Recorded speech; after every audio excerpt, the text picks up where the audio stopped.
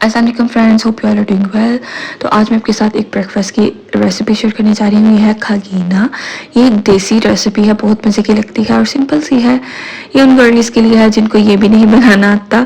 तो मैंने क्या किया है, हाफ कप ऑयल लेके इसमें 2 मीडियम साइज़ के अनियंस ऐड कर दिए हैं और इनको हमने बहुत ज़्यादा कलर नहीं देना है, सिंपल सा रखना है, इनको सौटे करना है। और इन द मीनवाइल जब प्याज फ्राई हो रहा है तो मैंने ये 2 सुरख मिर्चें, 3 सब्ज़ मिर्चें और एक लार्ज साइज़ का टमाटर लेके उसको कट कर लेना है।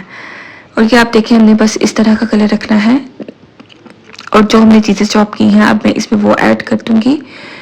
ये सुर्ख और सब्ज मिर्चें हैं और टमाटर हैं। मैं इसमें सुर्ख मिर्चें ऐड नहीं करूंगी क्योंकि ये हमारे पास फ्रेशली अवेलेबल जब मिर्चें हैं तो ये बहुत ज़्यादा हेल्दी हैं और इनकी फ्लेवर और खुशबू बहुत मज़े का आता है। तो मैंने ये मीडियम फ्लेम पे ये टमाटर डाला है और इसको सौटे कर लेना है। इसका ये जो नेचुरल पानी है इसमें ही ये सॉफ्ट हो जाएंगे। ये देखिए, साथ ही टमाटर ने पानी छोड़ दिया है और इसमें ही ये नरम हो जाएंगे। इसके बाद मैंने इसमें बेसिक स्पाइसेस ऐड कर देने हैं। नमक, काली मिर्च, थोड़ी सी काली मिर्च ऐड करनी है, मज़े की लगती है। और साथ में हल्दी और टमाटर की वजह से इसका कलर बहुत ही मज़ेदार आएगा। ये बहुत मज़े का लगता है ब्रेकफास्ट में। आप इसको सिंपल चपाती के साथ भी खा सकते हैं, पराठे के साथ भी और ब्रेड के साथ भी। ये ऑल देसी और ये वेस्टर्न वेज में हर तरीके से बहुत मज़े का है, चाहे ब्रेड के साथ खाएं चाहे रोटी के साथ। और छोटे बड़े सब इसको बहुत ज़्यादा इंजॉय करते हैं।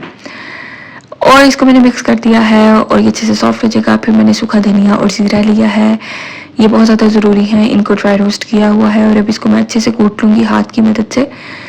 बहुत ज़्यादा इसको पाउडर नहीं बनाना है, इसलिए मैं इसको ग्राइंडर में नहीं कर रही हूँ, हाथ से कर रही हूँ।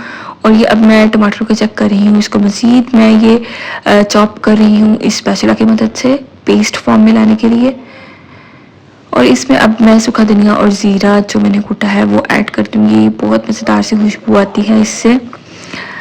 और इसकी बुनाई बहुत ज़्यादा ज़रूरी है। जब ये ऑयल सेपरेट होगा तो फिर हमने इसमें एग्स ऐड करने हैं। जब तक पानी रहेगा हमने इसमें अंडे शामिल नहीं करने हैं।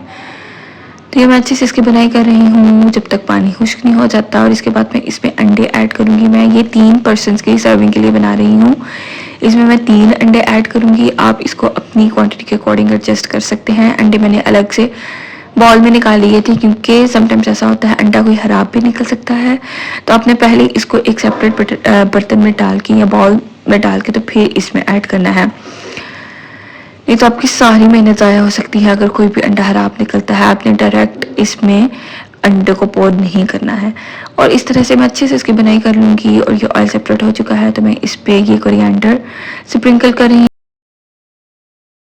और हमारा ब्रेकफास्ट रेडी है। Thank you for watching.